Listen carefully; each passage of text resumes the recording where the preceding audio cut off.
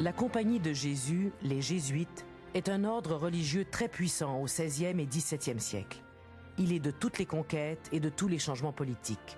Son supérieur s'appelle le Pape Noir. La mission des Jésuites ici en Amérique est d'évangéliser le plus d'Amérindiens possible.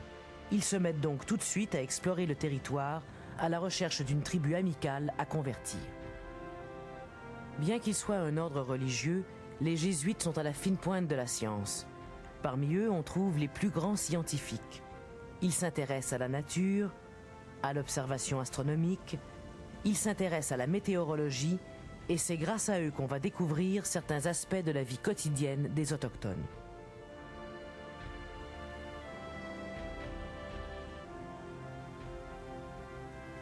Déjà, les Jésuites avaient une expérience de l'Amérique et puis le père de Brébeuf avait passé 3 ans chez les Hurons.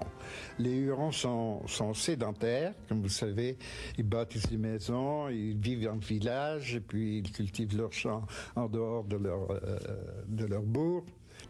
C'était pas facile. Aller commencer des missions aussi loin de tout poste français, de tout ravitaillement français. Ils vont avoir avec eux des instruments scientifiques, des télescopes, des lentilles, des aimants. Ils vont noter les nouvelles plantes qu'ils ne connaissent pas, les nouveaux remèdes utilisés par les Amérindiens. De sorte qu'on va apprendre par eux toutes sortes de détails grâce à un écrit qu'ils sont obligés de faire chaque année. Chaque jésuite est dans l'obligation, une fois l'an, d'écrire une lettre dans laquelle il raconte ce qu'il a vécu, ce qu'il a vu.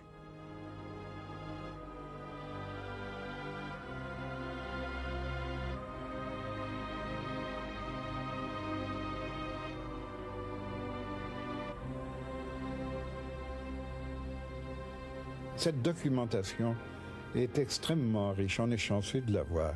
Il n'y a pas de mission que je connaisse qui ait eu une organisation, une diffusion semblable. 40 volumes en 40 ans, c'est rare, ça, on ne trouve pas ça nulle part. C'est donc extrêmement important, parce que c'est dans ça qu'on va trouver des descriptions de nouvelles tribus, leur mode de vie, leurs coutumes.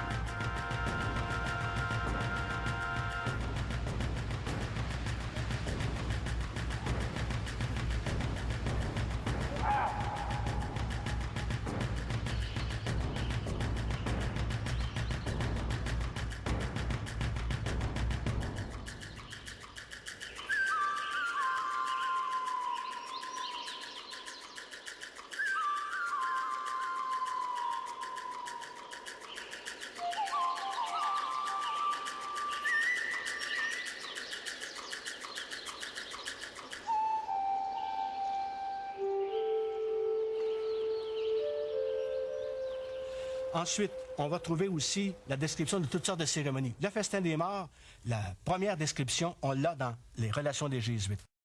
À la fin du 19e siècle, Parkman, un historien américain, considère les relations des Jésuites comme la source incontournable si on veut reconstituer l'histoire de la Nouvelle-France.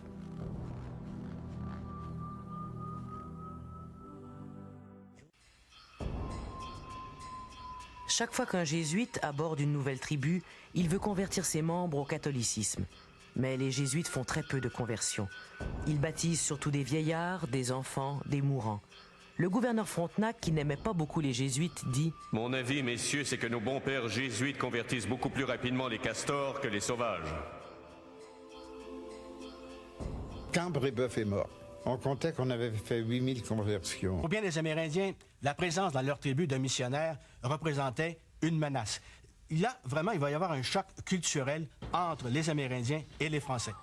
Les Indiens ont déjà leurs propres croyances, leurs propres dieux, leur façon à eux d'imaginer la vie dans l'au-delà. Ce sont des êtres entiers qui ne veulent pas se définir par rapport à une autre culture.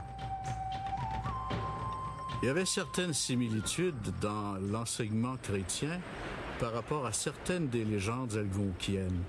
Ce qui a fait que les peuples algonquiens se sont christianisés peut-être plus rapidement que d'autres. Il y avait, dans les contes algonquiens, il y avait le grand déluge, il y avait tous les cataclysmes mondiaux que vous retrouvez dans la Bible et dans l'Évangile, s'étaient retrouvés dans les croyances autochtones. Mais ce qui a le plus fait mal aux Iroquoiens, par exemple, c'était de constater qu'il y avait différents enseignements.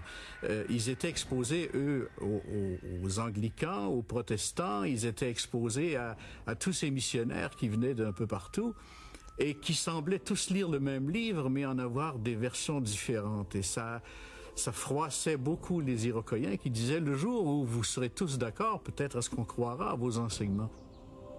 Le sacré, c'est un ensemble de contradictions. C'est une opposition de choses inconciliables. On admire le sacré, puis on le craint.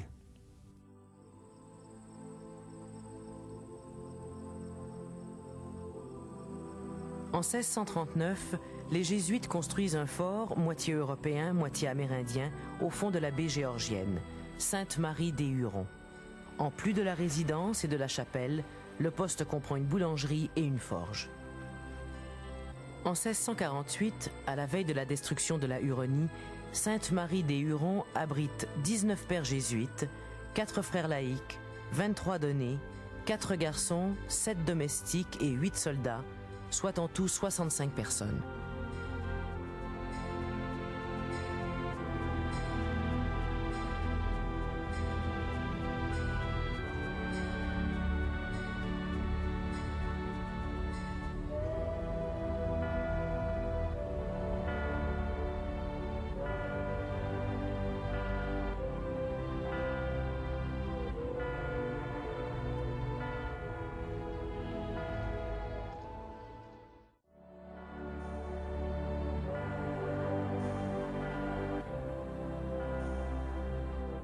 Le père Lejeune sait se faire convaincant, mais il n'est pas facile d'expliquer certains mystères de la religion chrétienne.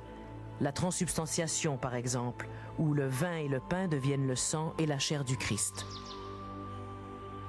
On accusait les missionnaires d'avoir emporté un corps mort et de le cacher dans ces coffrets-là, dans ces tabernacles. Et puis, c'est le corps qui empestait toute la nation et qui détruisait les Hurons.